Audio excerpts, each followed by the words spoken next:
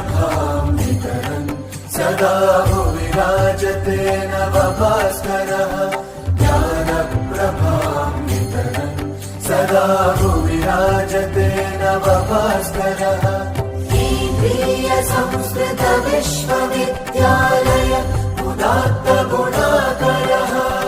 केन्द्रीय संस्कृत विश्वविद्यालय